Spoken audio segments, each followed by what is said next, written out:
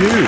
Thanks for your company. Welcome back to the Light Up Christmas Appeal and our next story, which was made possible by a generous donation from our friends at Coles. Thank you, Brooke. For parents Karen and Ryan Fowler, they've gone through extraordinary grief when they lost their son Rio. For most, this incomprehensible loss would be all-consuming. But for the Fowlers, well, they're determined more than ever to make sure his memory and light shines brightly. Layla McKinnon meets this very special family. It was lovely to have a boy that was quite sweet and easygoing, and so we sort of enjoyed him, and I think he was our bit of joy, you know, the icing on the cake, and we had this sort of perfect little nuclear family with mum and dad and daughter and little boy and son, yeah. I don't mind if you lie with me. What was Rio like? I don't like. Oh, he was a bundle of joy. Yeah, he was an amazing little boy. He always had his little smiles. He always, engaged with everyone. His big sister, beautiful, little sweet. boy. He had a sweetness, some of those children. He was quite soft and gentle, very cuddly. Always had a biscuit in his hand or a piece. Yeah, a comfort eater from a young age. Oh, is it still you and I forever? You just thought he was completely fine until he was how old?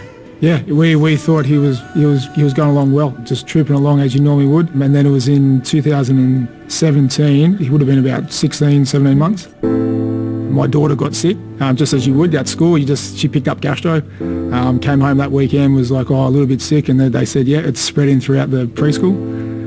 He caught it, and we thought, okay, so he just, he was a little bit sick that night, and then went through that, and then the next day I went off to work, and then Karen came back and said, he's still not okay. We went to hospital just to check him out. Yeah, we just take him to emergency. Yeah, it's just really he's a bit dehydrated. fatigued and quite dehydrated. So we went there for gastro, and when we never went home. The first time we spoke to a doctor, he said, we're just trying to make sure he can survive Friday night. What are you talking about? They said, well, his heart, because it's racing so hard, he may go into heart failure. And we didn't know what was going on. Then they did this scan on him. They thought there was probably a tumour. So then they said, okay, on Saturday we're going to take him into a surgery. Yeah, we actually said goodbye to him on the way into that surgery. So when they brought the blood pressure down, the blood flow stopped and that leg became septic. We had a 50-50 shot of surviving that. And this is all within 3 days.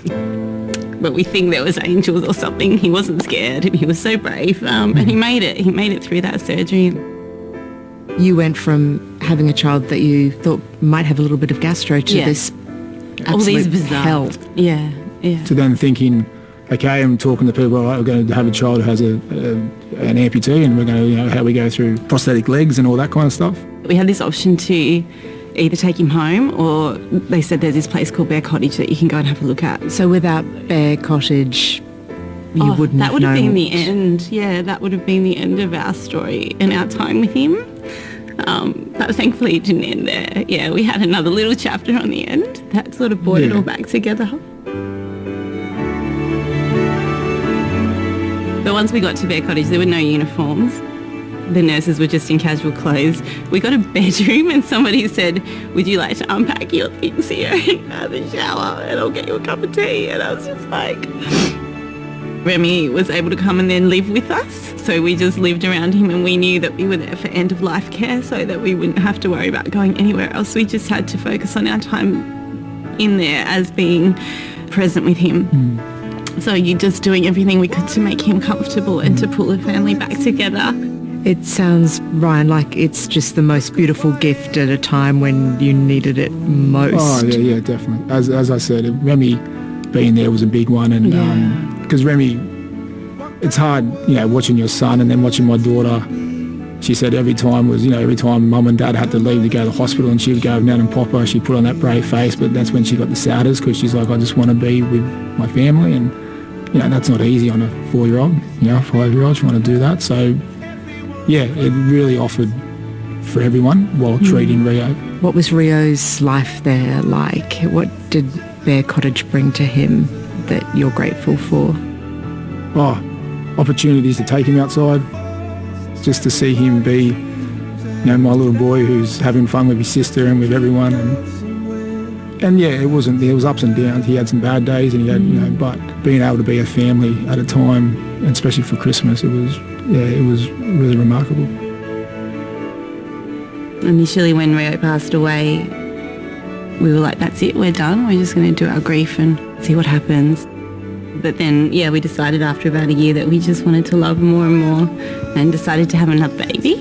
So we just wanted to not live in fear and be brave and take that chance. And we had a little boy, Levi, who's now 8 months and super cute.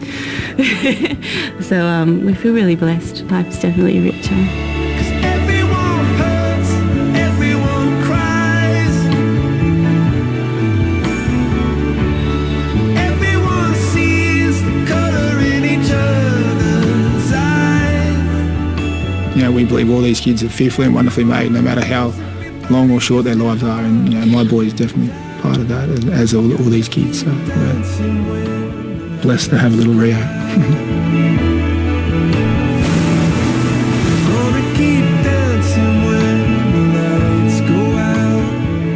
Tell us about Rio's legacy. I remember talking to Karen about it just after losing Rio, and how can we support families who are going through what we went through. The people who work at Bear Cottage, and we've been lucky to go down to Very Special, and they're champions, what they do.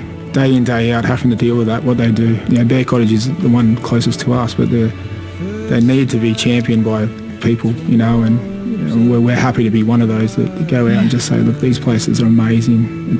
It's not easy, but they do an amazing job, and, anyone should support them if they can.